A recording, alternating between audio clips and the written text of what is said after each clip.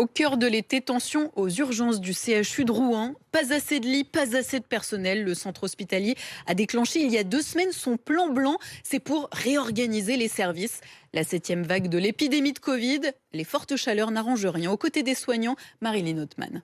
À l'abri d'un rideau blanc, Aude accueille les patients. Est-ce que vous avez des vertiges? Vous vous sentez comment? Même après 23 ans passés dans cet hôpital, cet été surprend cette infirmière. Qu'est-ce qui vous arrive? Il est un peu différent des autres parce qu'il y a beaucoup de lits de fermés.